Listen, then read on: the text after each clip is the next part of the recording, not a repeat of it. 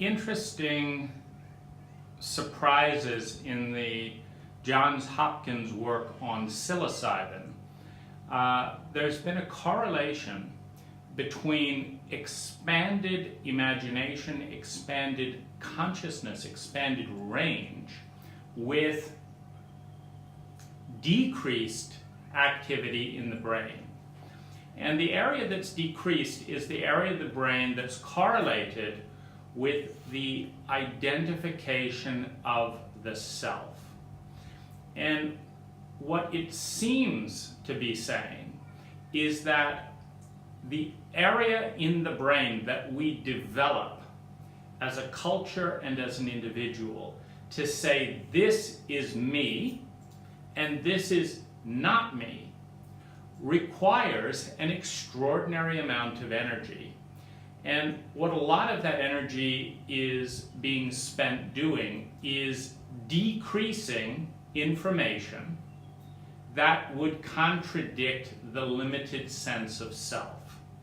So in order for me to say, I'm a man, I'm not a woman, I've got to disown all the areas of similarities. In order for me to say, oh, I'm a white person, I'm not a black person, I need to focus on the differences, which actually requires a lot of work. It requires a lot of brain activity to create the illusion of the completely differentiated, isolated individual that says, this is me and this isn't me. Now, what psychedelics do, or what psilocybin does in this area of the brain, is it suppresses this part of the brain, which allows all of the brain activity and all of the sensory information that is being blocked by this limited sense of self to flow freely for a matter of hours. And then as the substance wears off, the brain takes up its job again of saying, this isn't me, that isn't me, that isn't me. And the sense of self shrinks in relationship to the amount of blood flowing to this area of the brain. Now, what I want to do here is talk a little bit about how that happens in the growing up process of any cult, of any culture, the basis of which is differentiation. You know, there have been 10,000 languages, 10,000 cultures throughout human history, and while most of them are extinct, there is a very strong identification with a given cult. This is how we do things. We pick up things with the left hand. We use this kind of fork first, then we use this kind of fork. Now, every one of these things is a limiting process. This is not an area of the brain that gets developed because, here, we give you lots of options. You can do this, this, this, this, and this, and this, and this, and this. It's a very focusing process. So what happens if we simulate being an American boy with the birthright of the entire psyche? Now, the psyche, in Greek terms, is the probability field of the entire species. It's every conceivable emotion expressed in all of the masculine and feminine Greek gods and goddesses. It's every ideal, it's every possibility, every extreme, every characteristic. And the Greek mythology, just like the mythologies in any culture, archetypalize or epitomize the extremes of, for example, the god Thor, a Norse god, the extreme of anger and thunder.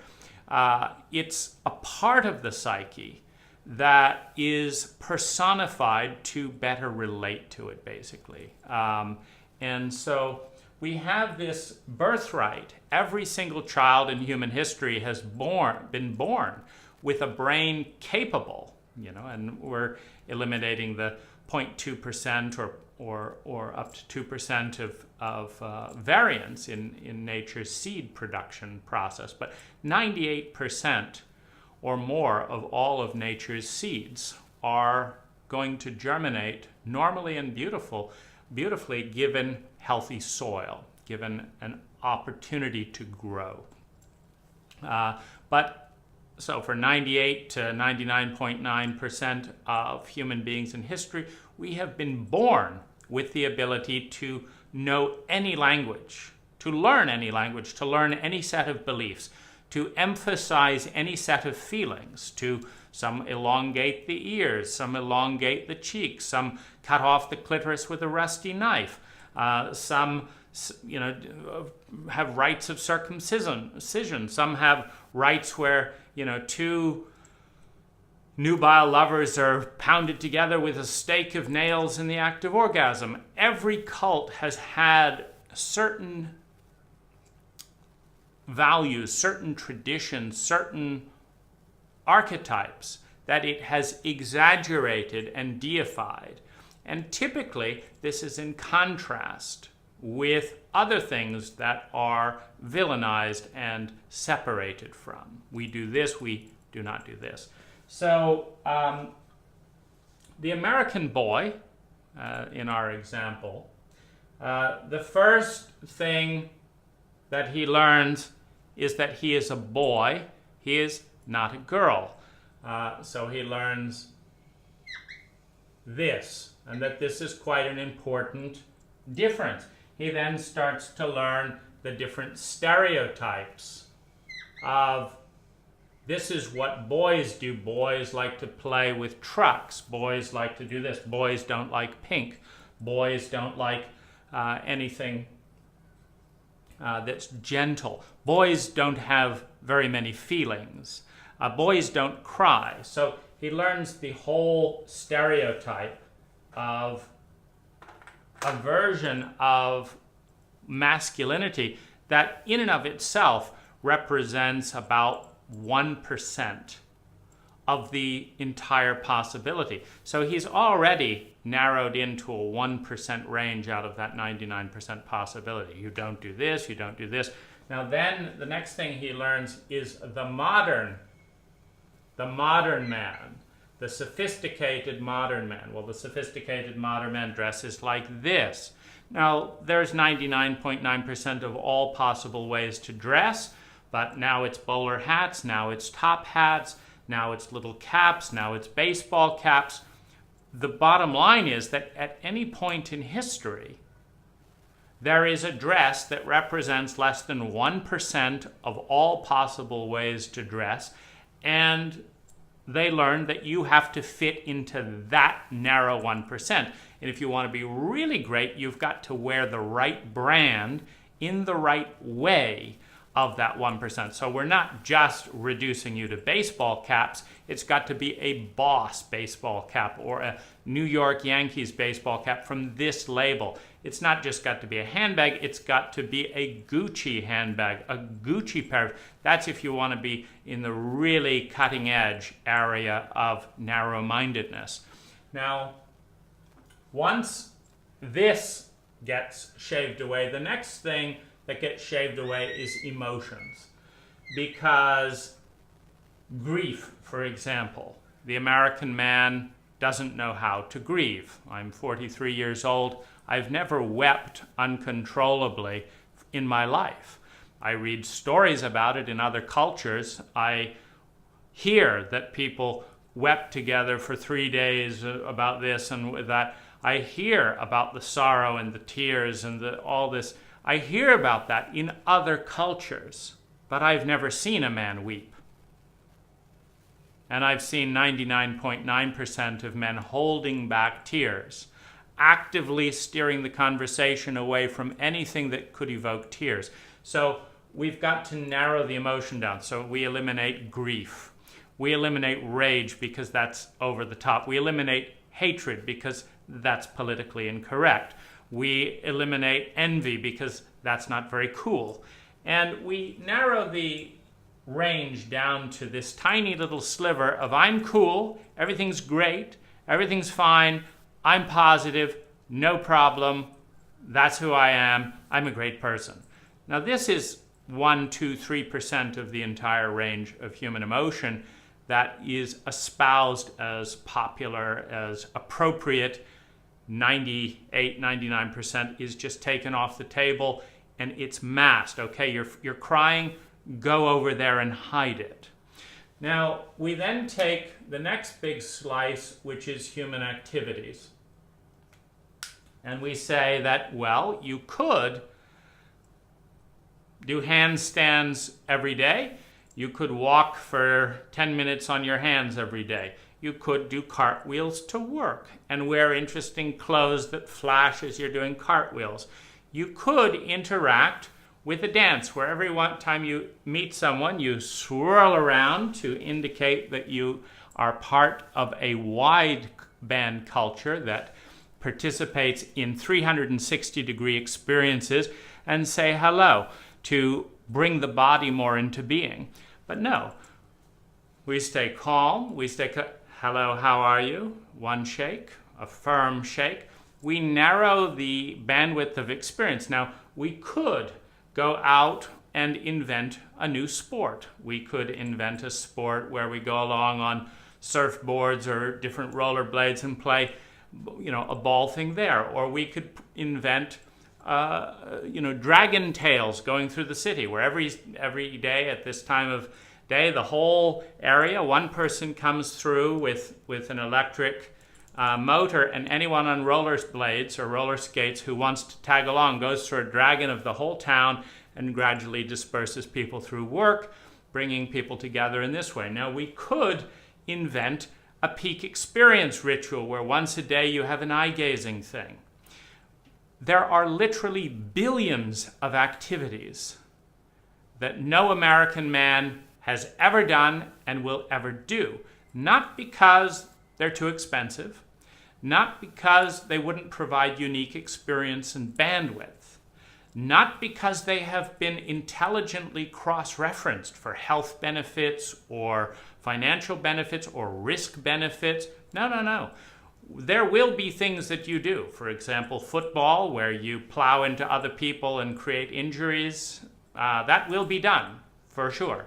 But this will not be done, this will not be done, this will not be done, this will not be done. And the question is why? Why will none of these billion activities be done? And why is it that there is this strange, narrow diet? It's like this bland diet of catching a bite to eat, catching a movie, having a chat, texting, going for a hike, and 1 billion extra activities, zip. It gets erased. And what is normal is considered not too emotional, not too exciting, not too spontaneous, not too enthusiastic, not too bored, just the right amount of energy to do just the right activities that just happen to be, whether you eat potatoes 300 days in a row, or whether you eat halibut 300 days in a row, or steak 300 days in a row, after a certain amount of repetitive diet, it gets boring. Now, that brings into the diet. So we've got the activity, and as a culture, we like sweet and salty. Potato chips, French fries, sometimes some hot sauce, salty this, salty that, sweet this, chocolate this, soda pop, salty, fizzy, cold, salty. We have a very narrow diet. There are 300 different types of herbs in the palate around the world. We have sweet, sour, ungent, salty, bitter, and hot. Now, these are 6 of the core different spice ranges. Now, we eliminate most of them and focus on sweet and salty. So we eliminate a wide range, and we don't even conceive as a culture of the idea that something might be, that bitter would actually be ideal, or sour could actually be a part of a balanced ecology. Now, in the life cycle, oh, you have a new baby, good, good. Now, childhood years, nothing to write home about. Oh, you're a hot, sexy teenager. So first of all, we epitomize the body, but what we're really doing is we're idealizing, much like the narrowness of the sweet, salty type of terrain, we're narrowing in on the sexual peak of the body. The 18 to 30-year-old is the god, goddess in the cult. So as a man, you learn that you're important as a consumer, as a trendsetter, etc. in 18 to 30. So you've got this age is important. You're also told with endless sitcoms, books, etc., the elderly, not so interesting, who is cool that wants to be involved with the elderly, or little children or infants. So we take 1/3 of the entire life cycle and we deify it, and the rest, old people, not educated yet, dumb, innocent, needy, I don't want those feelings, dependent, boring, what do those old timers want? So we take away most of the life cycle. And we leave this little band here of about 1/3. And we actually feel embarrassed as an American man about being old or being young and having needs, as an old and a young person does. Next, we take politics, and we take all the different possible expressions of government, from, let's say, a government of Bhutan that says we want to measure our national happiness. Let's say we have this government over here that measures emotional bandwidth of the culture, or that takes a census of who has their basic needs met on a weekly basis and then responds basically every week saying, we need how many of our citizens have food, water, this, and this? What are the people who do not have that? What are their needs, and how can we all help them? That's one type of protocol of government. But we say, no, we don't like any of that. We want to narrow it down into these two things that are almost identical, Republican and Democrat. They're almost identical because the Republicans vote for almost as much government as the Democrats, if not more. And so it's very hard to tell what's changing in too many areas. But so we narrow it down to this tiny little segment of politics, and we all talk about, do you want this one or this one? And it's very much like the diet, where let's all talk about, do you want a potato chip, a French fry, or a burger? What would you like? A potato, a French fry, or a burger? Well, what about a pickled bitter beer with a little bit of sautéed mushrooms? Well, I've never heard of that, so I'm not interested. So we have a very narrow political diet. We then come to this. We then come to the next bandwidth of what it is to be an American man. And we have the social, sensual range. So we have equal parts heart, mind, and body. 1/3 heart, 1/3 mind, 1/3 body.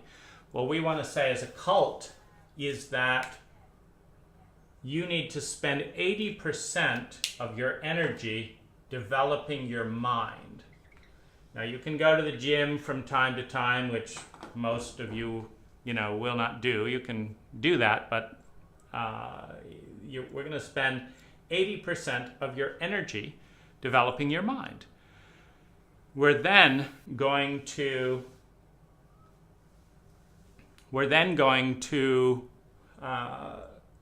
shame your emotions. The most sensitive boy in the school is going to get bullied and teased for being emotional. That's what we're going to do with that third of who you are. Your body, we're going to try and teach you how to fight other men. You are not going to be sensual. You're not going to hug or kiss on both cheeks or give massages. No, no, no, no. We don't like that. Not in this cult. So we're going to go down to a small third where you're allowed to be attracted to women as long as you do it in an unemotional, cool way. And they'll appreciate you for that.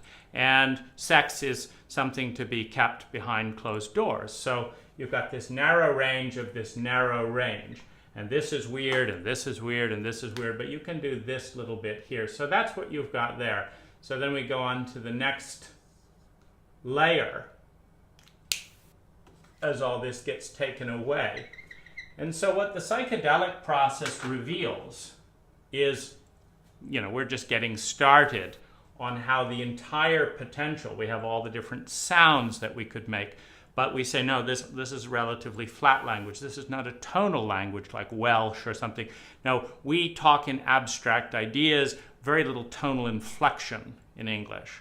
So you're going to learn to talk like this and control your voice into this tight range of bandwidth from this, up and down and over. And there's all these different ways to communicate, and we're not going to encourage too many gestures, just a little bit like this and a little bit like this. So communication is going down and down and down and down.